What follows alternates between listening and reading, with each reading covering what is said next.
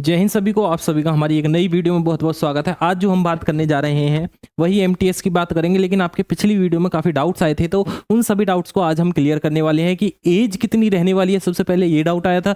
दूसरा जो वैकेंसी, आज जो है आपको फाइनल क्लियर करके बता देंगे कि कितनी सन से लेकर यानी कौन सी वर्ष से लेकर कौन सी वर्ष के लिए एज चाहिए। ठीक है, अगर सबसे पहले बात करें क्राइटेरिया क्या क्या है, तो देखिए मेल में जो हाइट चाहिए वो चाहिए आपकी 157.5 सेंटीमीटर। ठीक है, और दूसरा है चेस्ट, यानी कि चेस्ट चाहिए 81 सेंटीमीटर जो मेल कैंडिडेट्स हैं। फीमेल के लिए हाइट चाहिए 152 सेंटीमीटर और वेट चाहिए 48 किलो। ठीक है, ये है मिनिमम क्राइटेरिया, ये तो कम से कम होना चाहिए। ठीक है, ये मिनिमम होना चाहिए। अब जो बात करेंगे रजिस्ट्रेशन कब से स्टार्ट होंगे, एग्जाम कब होगा, पोस्ट कितनी है, क्वालिफिकेशन क्या है, एज लिमिट क्या है। देखिए क्वालिफिकेशन में क्या है, क्वालिफिकेशन तो सिर्फ आपकी 10th हो, बाकी कुछ नहीं हो। ठीक है, ऑल इंडिया कहीं से हो आप, आपके पास 10th होनी चाहिए, 10th का सर्टिफिकेट हो, बस आप फॉर्म भर सकते हैं। ठीक है, अब एज लिमिट की बात करें, देखिए एज लिमिट है दो में, एक तो एमटीएस की जो है वो है आपकी 18 से 25 वर्ष। ठीक है, यदि आपके 18 से 25 वर्ष, अभी बात करेंगे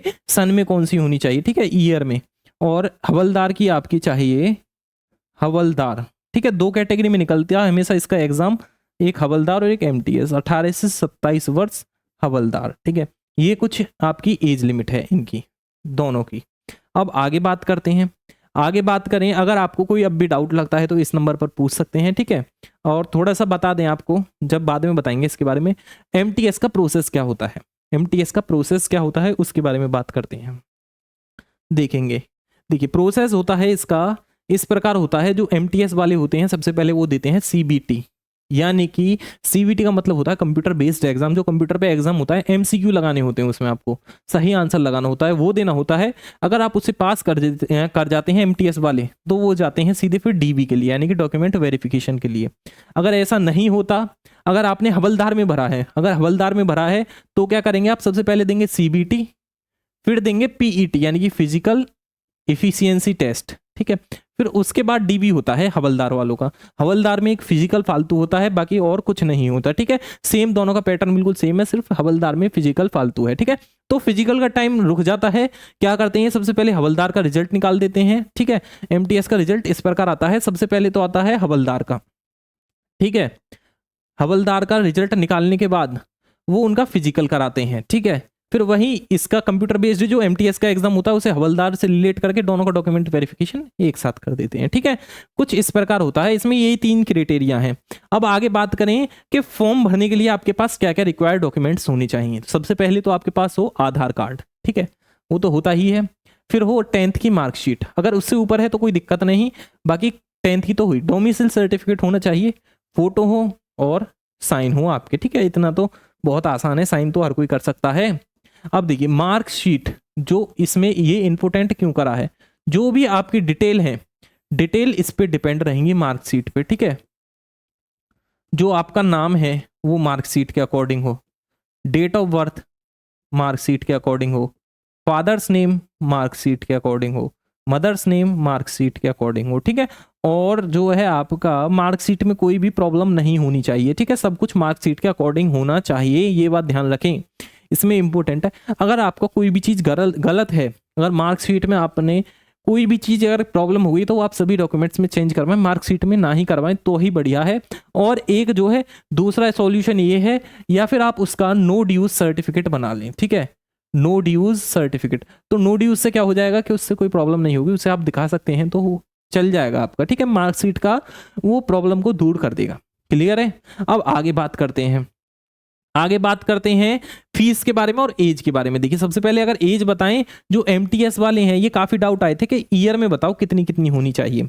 तो देखिए जो एमटीएस वाले हैं उनकी होनी चाहिए 2/8/1999 यानी कि 2 अगस्त 1999 से 1 अगस्त 2006 के बीच। ठीक है, ये तो एमटीएस। जो हवलदार वाले हैं उनकी हो 2 अगस्त 1997 से 1 अगस्त 2006 के बीच। अब बात करते हैं, ये तो हो गया सब कैटेगरीज के लिए। ठीक है, हर कैटेगरी जो है। अब बात करते हैं जो आपका एज रिलैक्सेशन है, जो SC ST वाले हैं उनके लिए तो है 5 वर्ष, यानी कि 5 वर्ष और फालतू बढ़ा लें। अगर आप 28 साल के हैं तो आप आराम से फॉर्म भर सकते हैं। 30 साल के हैं फिर भी भर सकते हैं, ठीक है। ओबीसी वाले जो हैं उनके लिए 3 वर्ष है, यदि आप 28 तक हैं तो आराम से भर सकते हैं, 25 और 3 28, ठीक है। और एमटीएस में हवलदार में 30 वर्ष तक। पीडब्ल्यूडी वाले भर सकते हैं जिनकी 35 वर्ष तक आयु है, ठीक है। पीडब्ल्यूडी मिनिमम है 10 ईयर। थोड़ा सा अगर मैं पीडब्ल्यूडी का क्राइटेरिया बताऊं तो जो यूआर कैटेगरी के उनके लिए है 10 वर्ष, ओबीसी के लिए 13 वर्ष, एससी के लिए 15 वर्ष, ठीक है। ये पीडब्ल्यूडी का है। जो एक्स सर्विस मैन है 3 ईयर्स तो है ही है, बाकी वो उनके ऊपर डिपेंड है कितना बढ़ता है, ठीक है, एक्स सर्विस मैन का। ये हो गया इनका एज रिलैक्सेशन, यानी कि जो फालतू एज जोड़ी जाएगी। अब एक और बात बताएं आपको, एक बढ़िया बात बताते हैं कि अगर आप जो है एमटीएस की तैयारी कर रहे हैं तो उनके लिए है ये, ठीक है। एमटीएस की तैयारी कर रहे हैं और जीडी की जो तैयारी कर रहे हैं उनके लिए एक ये एमटीएस और जीडी स्पेशल बैच है जिसमें कंप्लीट एमटीएस का सिलेबस कराया जाएगा, कंप्लीट यहीं से आने वाला है, ठीक है। जिसमें क्या क्या रहने वाला है आपको बता दें, सेशन 1 और 2 दोनों होंगे, यानी कि सेशन 1 और 2 बता दें। सेशन 1 और सेशन 2 इधर लिख देते हैं, ठीक है। सेशन 1 में आएंगे आपका एक तो मैथ और एक रीजनिंग, ठीक है। सिलेबस समझ लीजिए एक बार, है ना। और सेशन 2 में आएगा आपका इंग्लिश, डिपेंड तो सेशन 2 ही इंपोर्टेंट है इसमें, और जीएस। इसमें तो आएंगे दोनों के 20-20 क्वेश्चन, 20 इसके 20 इसके, यानी कि 40 क्वेश्चन हो गए 120 मार्क्स के, ठीक है। इसमें नेगेटिव मार्किंग नहीं है, नो नेगेटिव मार्किंग, ठीक है। इसमें नेगेटिव मार्किंग बिल्कुल नहीं है। अगर अब इंग्लिश में बात करें 25 क्वेश्चन इंग्लिश के आएंगे, आराम से कर सकते हैं। 25 क्वेश्चन जीएस के, यानी कि 50 क्वेश्चन हो गए। ये हो गए आपके 150 मार्क्स के, यानी कि टोटल पेपर कितने का हो गया, टोटल हो गया 270 नंबर का पेपर, 270 मार्क्स का, ठीक है। 90 क्वेश्चन 270 मार्क्स के। वही है इसमें भी सेम है, सेशन 1 और 2 इसमें है, लेकिन नेगेटिव मार्किंग, इसमें नेगेटिव मार्किंग है, ये बात ध्यान रखेंगे, ठीक है। नेगेटिव मार्किंग तो आप जो है तैयारी में लग जाएं, क्योंकि ये इसमें इंपॉर्टेंट है। अगर आप बात करें आपका रजिस्ट्रेशन एग्जाम फॉर्म उनके बारे में, ठीक है, और वैकेंसीज के बारे में जो इंपॉर्टेंट है। देखिए थोड़ा सा और बता दें, इसमें अभी आपके पास टाइम है तो आप अभी तैयारी कर सकते हैं, ठीक है। अगर बाद में टाइम निकल जाए तो फिर मुश्किल है, ठीक है। अब आप जो है वैकेंसी आने के बाद बैच लें, और वैकेंसी आने के बाद जो आपको पता होगा कि जब वैकेंसी निकलती है उसके 2-3 महीने में ही एग्जाम हो जाता है। 2 महीने, मैंने 3 महीने भी ज़्यादा बता दिए, ठीक है। 1.5-2 महीने में, क्योंकि 1 महीने एग्जाम फॉर्म चलते हैं और 1 महीने बाद एग्जाम है, तो इस वजह से अभी टाइम है।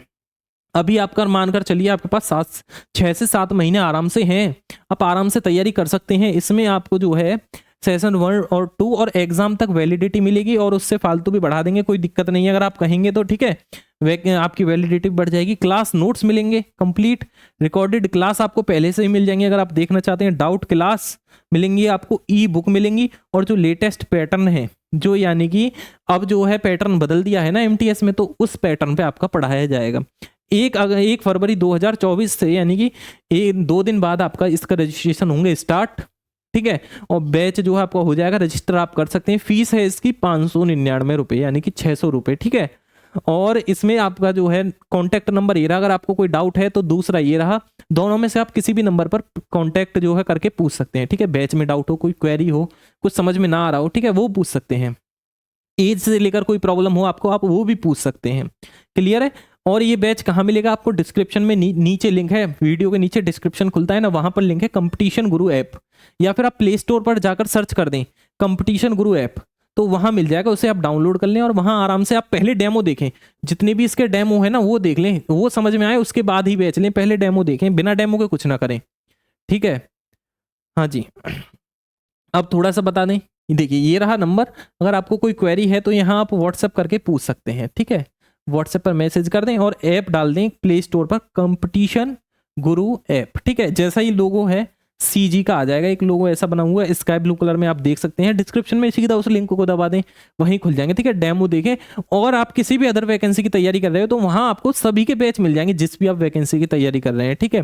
किसी भी हो, कोई भी वैकेंसी हो, वहां आप जाकर बैच खरीद सकते हैं। और फ्री भी है वहाँ, ऐसा नहीं है कि पैसे वाला भी, सब पैसे वाले में है, फ्री भी है वहाँ। फ्री क्या क्या है देखिए, फ्री जो है प्रैक्टिस चलती रहती है वहाँ पे, ठीक है, फ्री प्रैक्टिस होती है पहला।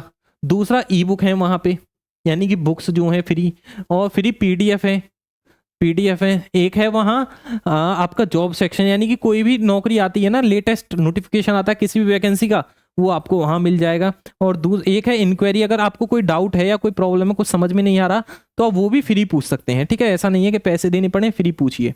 ये है कुछ ये आपको बैच में मिलेगा। और भी काफ़ी चीज़ें हैं, बहुत सारी हैं, बता नहीं पाऊंगा, इतनी लंबी हो जाएगी क्लास, काफ़ी लंबी। तो यही है, बाकी आप खोल कर देख लेना। अब इन तीनों मेन बातों के बारे में बात करते हैं।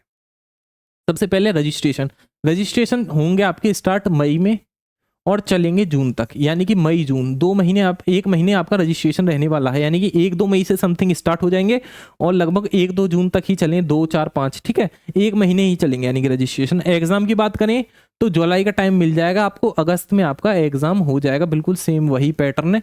अगर बात करें अब वैकेंसी की, तो इस बार वैकेंसी पिछली बार से ज़्यादा रहने ही वाली है, यानी कि जो पिछली निकली थी उसकी 10 गुनी होने वाली है। आप लगा लो कितनी होंगी इस बार। होंगी आपकी वैकेंसी समथिंग 15,000 के समथिंग, ठीक है, 15,000 प्लस ही जाएंगी, 15,000 से ज़्यादा ही जाएंगी। तो तैयारी में लग जाएं, अभी आपके पास टाइम है।